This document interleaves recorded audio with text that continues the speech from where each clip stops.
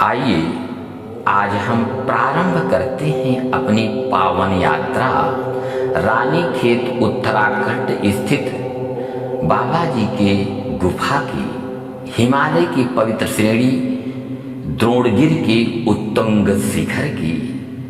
बद्रीनाथ से लेकर यह सारा परिक्षेत्र जो सर्वव्यापी महाअवतार बाबा जी की निवास स्थली मानी जाती है।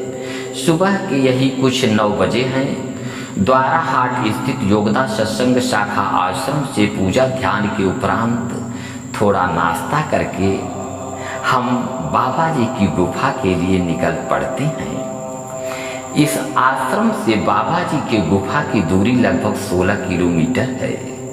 रास्ते में जहाँ एक तरफ ऊंचे ऊंचे पहाड़ दिखते हैं तो दूसरी तरफ गहरी गहरी खाई भी। बड़े बड़े चीड़ के वृक्ष दिखाई पड़ते हैं तो कहीं कहीं पवित्र देवदार के वृक्ष भी।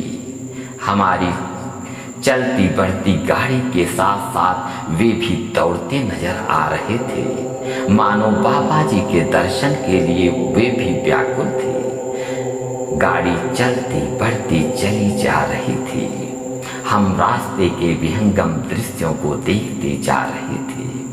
बस थोड़ी ही देर में हम अपने गंतव्य को पहुंच गए। आगे का रास्ता बड़ा दुर्गम था। गाड़ी रुक गई और हम इस द्रोण पर्वत की ओर निहार कर भाव विह्वल होकर उन्हें सादर प्रणाम किए। मित्रों, इस द्रोण पर्वत की यात्रा एक आध्यात्मिक यात्रा है।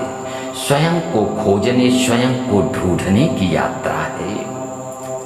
इस साधना की तपोभूमि पर पहुंचकर जहां सारे साधन गौण हो जाते हैं, निश्चय ही यह आत्मा से परमात्मा के मिलन की यात्रा है। यही वह द्रोण पर्वत है जहां त्रेता युग में हनुमान जी लक्ष्मण शक्ति लगने पर संजीवनी बूटी ले जाकर उनके प्राणों की रक्षा की थी। यही महाऔषधियों की पावन भूमि है। तो यही ऋषियों, मुनियों और योगियों की तपोभूमि भी। यहीं पर अज्ञातवास के समय पांडव बहुत दिनों तक निवास किए थे। जहां सघन पर्वतीय वनस्पतियों के बीच वायु में शीतलता बसती है, वहीं इस वीरान पर्वत श्रेणियों के बीच नीरवता भी। इसी द्रोण पर्वत पर बाबा जी अपनी प्रिय शिष्य लाहिड़ी के लिए अपनी योग बल से स्वर्णिम महल की सृष्टि कर क्रिया योग की दीक्षा प्रदान की थी। सीढ़ियों पर धीरे धीरे पांव आगे चलते बढ़ते चले जा रहे हैं। छिटपुट रास्ते में कोई न कोई भक्त आता दिख ही जा रहा है। उसके खिले हुए चेहरे को देखकर ऐसा लगता है कि मानो उसे कोई बहुत बड़ी आत्मिक संपदा मिल गई है। ये नेत्र इतने व्याकुल थे कि कब अपने बाबा जी की गुफा के दर्शन कर ले। वह गुफा, वह प्यारी पवित्र गुफा, हमारे अंतर की गुफा के दर्शन कब हो, पांव बढ़ते ही जा रहे थे।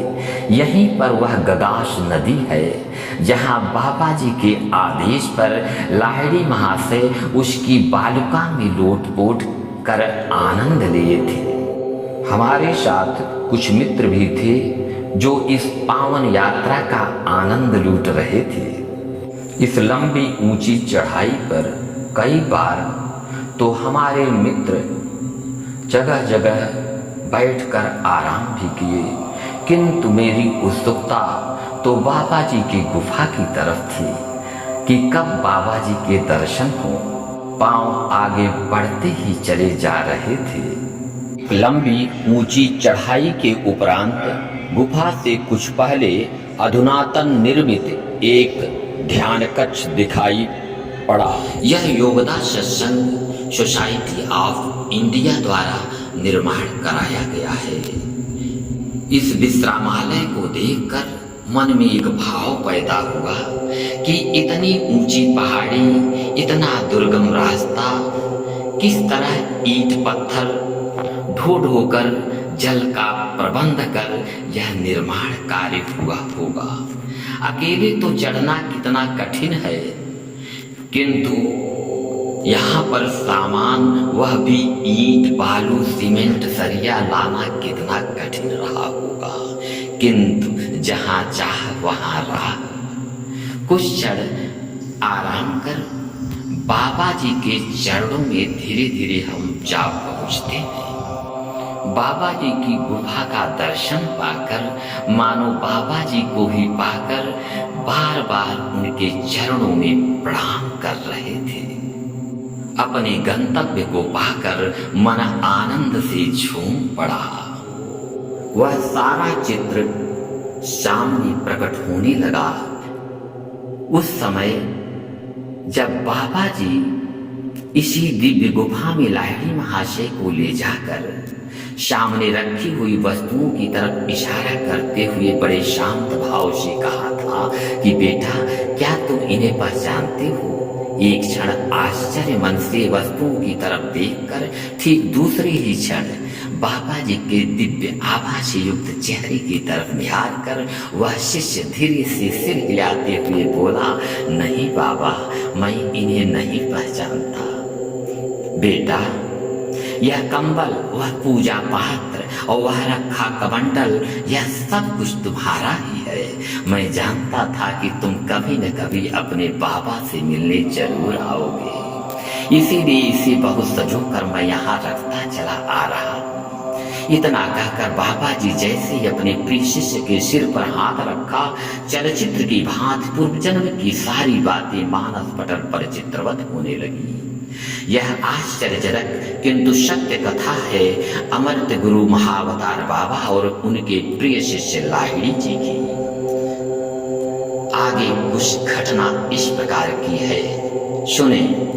लाहिड़ी महाशय उत्तराखंड स्थित रानीखेत के दानापुर में सैनिक इंजीनियरिंग विभाग में अकाउंटेंट के पद पर कार्यरत थे। एकाएक उनका स्थानांतरण रानीखेत के लिए हो गया। रानीखेत के ठीक बगल में हिमालय की दिव्यता अवलोकित हो रही थी, जहां घंटों लाहिड़ी जी घूमा करते थे। उन्होंने सुन रखा था कि हिमालय के इस परिक्षेत्र में बड़ी बड़ी दिव्य आत्माएं निवास करती हैं। दर्शन की लालसा हृदय सागर में हिलोरे ले रही थी। एक दिन तीसरे प्रहर पहाड़ों के बीच अनायास लाहिड़ी महाशय अपने को खोते चले जा रहे थे कि एकाएक किसी ने उन्हें हृदय स्पर्शी आवाज में पुकारा, लाहिड़ी। पूरा वातावरण ही उस दिव्य ध्वनि से गूंज पड़ा और यह आवाज सुनकर चौंक पड़े। शरीर रोमांचित हो उठा। आगे एकाएक उनकी दृष्टि सामने स्थित एक विराट शिलाखंड पर पड़ी, जहां दोनों हाथ फैलाए हुए एक महापुरुष उनकी अगवानी में खड़े थे। वे हैं महाअवतार बाबा जी। मन आनंद के सागर में हिलोरे लेने लगा। इस दिव्य मिलन के बीच एक नए आध्यात्मिक युग का शुभारंभ हुआ। भक्त भगवान का गुरु शिष्य का मिलन हुआ। जीवन का प्रखर सूर्य अंधकार को सदा के लिए मिटाने को अग्रसर हो उठा। जीवन कृतकृत्य हो रहा था। सब कुछ चतुर्दिक शुभ ही शुभ नजर आ रहा था। धन्य था वह क्षण जहां आत्मा परम आनंद का अनुभव कर रही थी।